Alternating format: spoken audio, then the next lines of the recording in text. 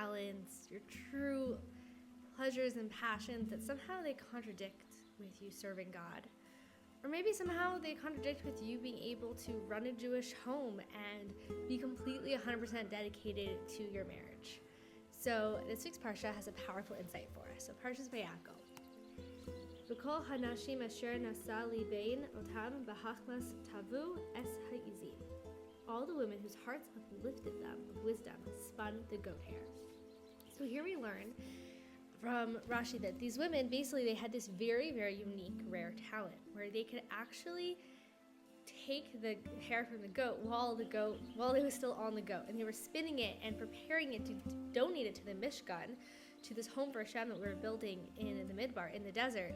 And they were able to do it in such a way that it actually came from, while it was still on the animal, which means it was just like the highest quality. It also had, there's different levels of objects in this world, right? There's inanimate objects versus there's a plant life versus there's animal life versus there's human life.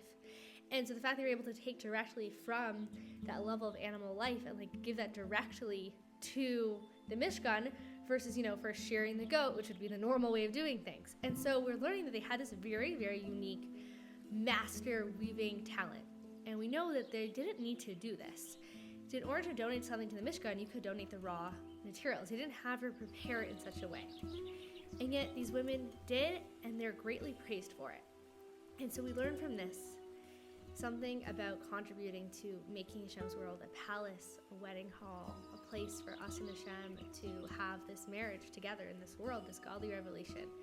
And that is that these women truly felt and knew that if we have this unique ability, this master craft, it must be that this is so that we can donate to the Mishkan. They didn't see it as any contradiction.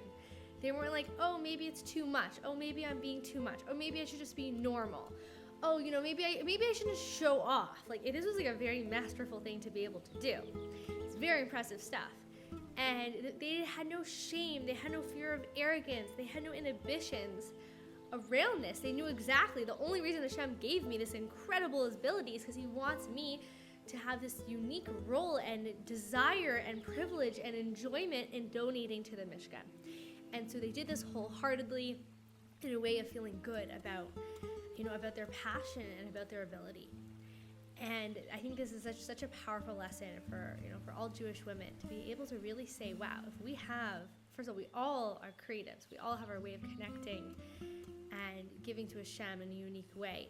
And knowing that the fact that we have these abilities, whether it's in chinuch, right? Whether it's with a special patience and compassion with children, whether it's, that go-getter mode in the work world, whether it's, physical crafts or gardening or unique ability to cook or unique ability to nurture or unique ability to teach, whatever it is, and it could be something that's so not generic. This was not generic at all. This was something very out there.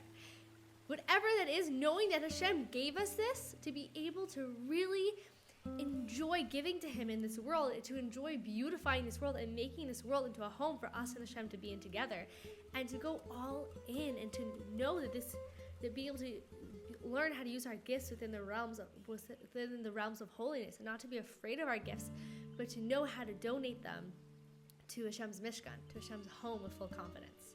And I want to take this to the realm of the Jewish home for a minute. I see such breakthroughs when a woman is able to step out of, martyr mama mode of everyone needs to come first, and all my gifts and passions and talents and everything I cared about before being a wife need to, be on the back burner.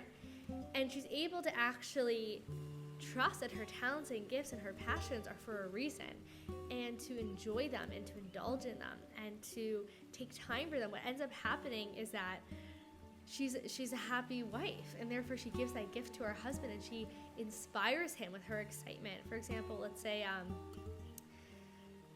woman really loves dance, and dance was a big part of her life, and then she got married and she feels like, okay, it's not as important and it costs money or it costs time. And when she's able to reinvest herself in that passion in a way, of course, within balance and tikkun, within what works within life, but being able to come home filled up, exhausted from an amazing dance routine, so excited about, shows she's doing, just filled up.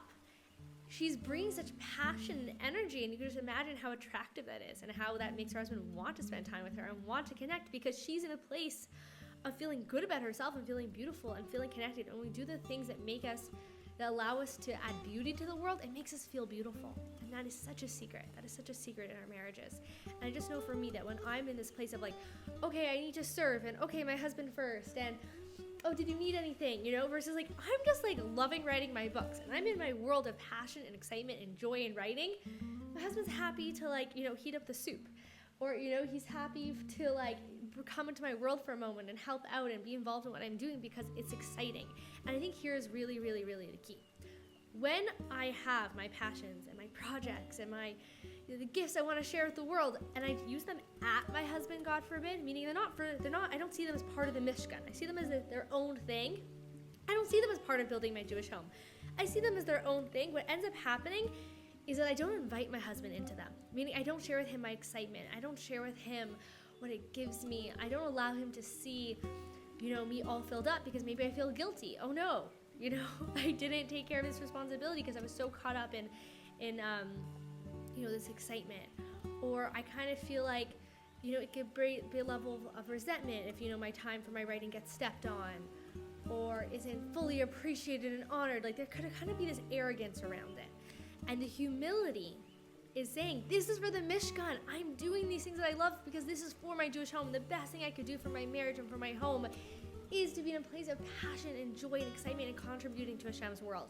And when I'm actually grateful to my husband that I get to use my gifts, when I'm able to be like, wow, thank you so much for supporting me right now. Baruch, I'm writing the School of Wives book. So being able to say, thank you for supporting me to spend all the time I want on this and to be up late night working on it. And, thank you for helping me, because it really is a journey writing a book. And thank you for helping me and having my back. And I see him as part of it, and I'm grateful to him for it. It's such a different game changer. It's such a feeling of wholesomeness. This is part of my Jewish home versus this is taking away from my Jewish home. It allows my husband to see it like that also. And I just want to really bust a common myth here. So there's a myth that, a woman might feel like on a date or something, she shouldn't let on, how much she makes. Maybe she makes more than the guy. Or she shouldn't let on how talented she is. Or even within the context of marriage, a woman might be afraid, if I'm better at something than my husband, that's a problem. If I'm more talented in this area, my Hebrew's better, my software skills are better, whatever it is.